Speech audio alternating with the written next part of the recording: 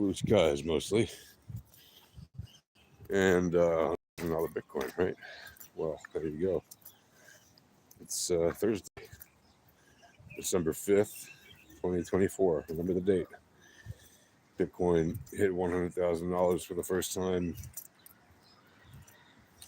on this daily candle during the first 4 hours or so, or the second 4, or whatever it was, a few hours ago, not long ago. Just the second, whatever it was. I think it was around 4:30 a.m. Israel time, which would be 9:30 p.m. on the 4th of December, 2024, in like the U.S. East Coast. So yeah, remember, I told you there is absolutely no statistical significance to the $100,000 line. It's just psychological nonsense that HFT bots don't care about. And how do you know I was right? Well, look at the returns, what they were doing in that minute. Look at what the price action was doing in that minute when it went up to that number. Did it stop at that number? Not even close, right? It went above, right? Started the minute out somewhere in the 99,000 plus range, obviously, and went above 100,000. So I think it was 101,000 and change or something. The point is, in fact, if you look at any minute during the time that it was even near exactly 100,000, it didn't stop at 100,000 at any point on the minute, right? And obviously on any other time frame, higher than that, for sure not, right? It did not have a rest, a pit stop at 100,000. People did not get out and celebrate, $100,000 Bitcoin. It's psychological garbage. And the fact that people even thought that would have any meaning just tells you how much people don't understand markets. 5 years ago, people were saying, oh, if ever Bitcoin gets to $100,000, that's it. Everyone's going to believe in Bitcoin. We'll have worldwide adoption. Everything's going to change. The US dollar is going to be in question. This and that. Listen, the US dollar has been dying for 100 years, right? But it's still active. It's still used. And it's still the world reserve currency after even 80 years after Bretton Woods or whatever, right? Why? Because nukes, right? Let's not BS and pretend that doesn't matter. As long as the US still has the most powerful nuclear arsenal and ability to manage it and use it, well, they're still going to have the most powerful currency. Because as great as Bitcoin is, don't underestimate the power of real-world devastating weapons. Yeah, great. Computers have a lot of power. Woo, that's true, they do. So do computers that control nukes, right? That is ultimately what makes America the superpower. Are there other countries that have a lot of nukes? Well, Russia does. How are they doing with their whole economy thing? Not very well. Do you know why? Because the ruble's in rubble, right? They have old legacy systems. They're very good at marketing their propaganda to useful idiots, right? On the left and the right, by the way. They're very good at, they market the useful idiots on the left, to hate on things like Israel and whatever. And they market the useful idiots on the other side to hate on a free democracy that they invaded and make somehow the free democracy that was invaded by Russia appear like the bad guy. Right? So they're very good at propaganda. They're good at that. They're good at marketing propaganda. They're not very good at marketing products and services, though. When was the last time you went out to like a store and thought to yourself, oh, I need to buy a pack of Bic pens, but then you stopped and said, you know what? Maybe I'll get a Russian version of pens.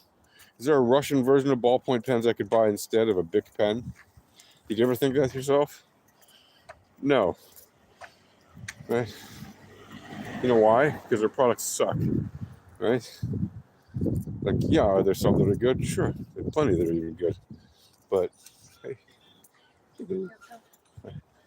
But generally speaking, right, are you going to, like, seriously, I don't mean this in any offensive way at all. I'm just saying, in the marketing space, when you think of well-marketed products or services, are you really going to tell me that the average person on Earth is going to think, hey, let's go out and get the Russian version of this thing, or the European or American or Asian version, or maybe even Latin American version of this thing first? But the Russian's usually the last version of the thing they're going to choose, right? Why? Well, it's because they've become infamous for making bad products.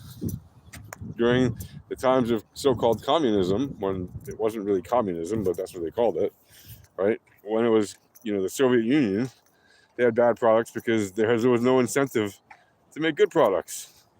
People had jobs, not because they liked their jobs, but because that's the job they were basically assigned. And they just did that. They just went to the factory, pushed a button or whatever they had to do, did that work. It didn't matter if they did it well or not. They didn't care. They couldn't be fired. There wasn't like job insecurity. No, everyone had a job, but it didn't pay very well because companies didn't make very much money because they couldn't market anything.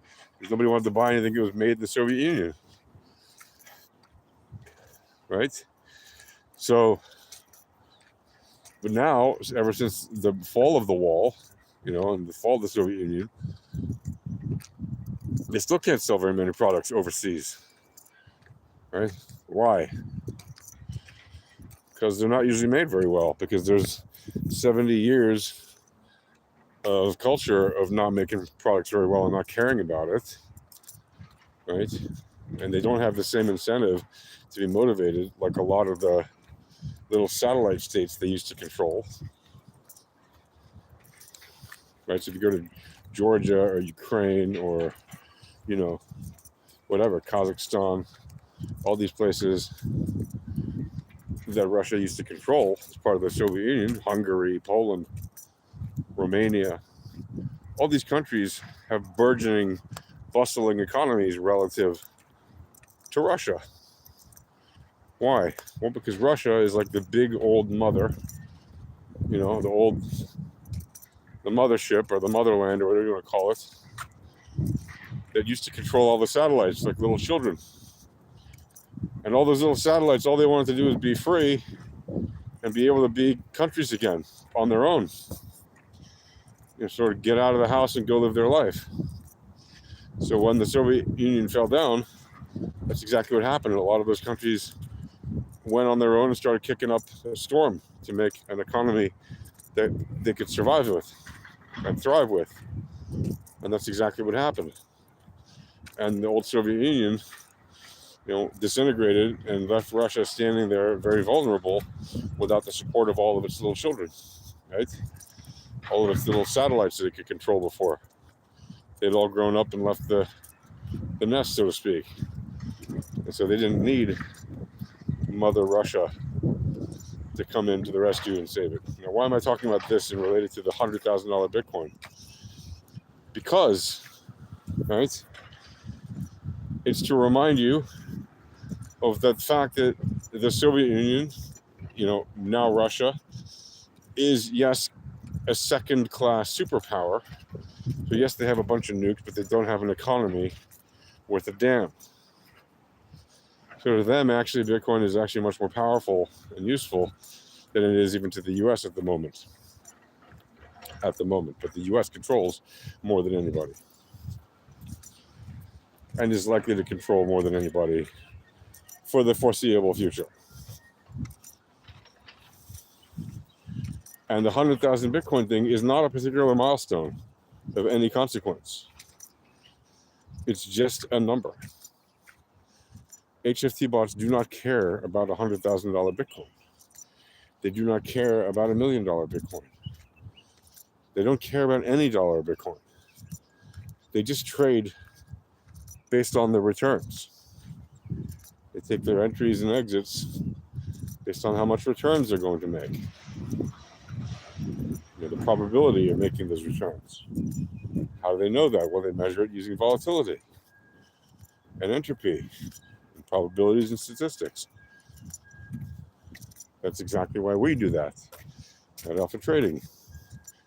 And then when you realize price does not matter, right? Look, remember, there was a point in August of this year, August, when prices were $50,000 and people were freaking out. Oh no, price dipped right below $50,000 on that one day. I think it was like August 5th or 6th, something like that. Literally just like 4 months ago. It's gone up 100% since then. Doesn't matter. It does not matter. Right? What? There wasn't round number significance to $50,000? Because for years I remember hearing that there was. When $20,000 was the all-time high back in 2017, people were like, "Oh yeah, but if it ever gets to 50,000, then we're going to see mass adoption." We got to $50,000, right? In fact, it was in 2021, like end of 20, beginning of 2021, during that run up. It started in September of 2020. Did mass adoption happen? No. Oh, but it takes time. Okay, it's been 4 years. Has mass adoption happened? Well, no, but now it's to take, now we got to get to a $100,000 Bitcoin. Oh, okay. Well, we just hit $100,000. Is there mass adoption? Are people fleeing fiat right now and going like crazy to the banks to, pull out all their fiat so they can sell it for Bitcoin? I don't see it happening. Okay. Or is the world going to start running on its head? Oh, Bitcoin, we need Bitcoin. No, everything's going to run on Bitcoin. I'm sorry, but that's not feasible. Okay. And I say that as a long-time proponent of it. I think it's a fantastic solution to many things. Okay. I've been in Bitcoin since the beginning. I like it. It's wonderful. But it doesn't mean that the world is going to be running on it. Okay. Yes, a lot more things will eventually happen with Bitcoin. Heck, I use it all the time. Right? Like regularly. I probably use it more than most people that most people that you ever know. Right? If not everyone. I really use it a lot. And yeah, it's a store of value, but it's also a useful currency. Okay, because people are willing to accept it for payments. That makes it a currency. Makes it a medium of exchange. And that's basically a currency. Right? Or a commodity worth trading. People put a price on it.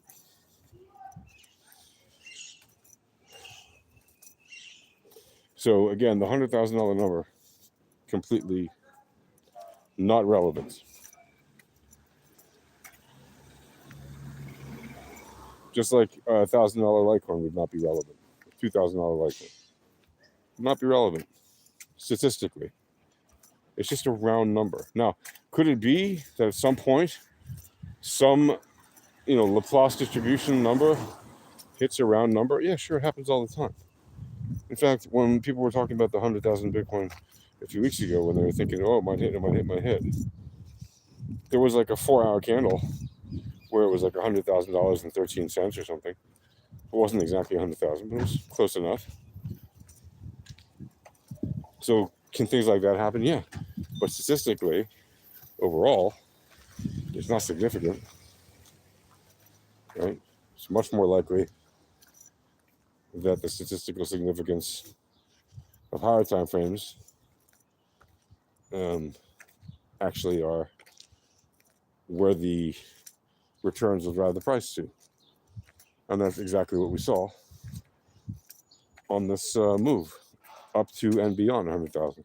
So yeah, remember where you were when $100,000 Bitcoin was hit for the first time. Great, wonderful. Remember where you were. But just remember also, it had no statistical significance. And I told you that long before it hit 100,000. You can go watch my videos. I told you it would not stop at 100,000. It would hit targets above if it didn't get rejected right near it, but it wouldn't stop exactly at 100,000. And there you go. The VEPS is right again. Okay, that's it for now, folks. Happy trading. Cheers.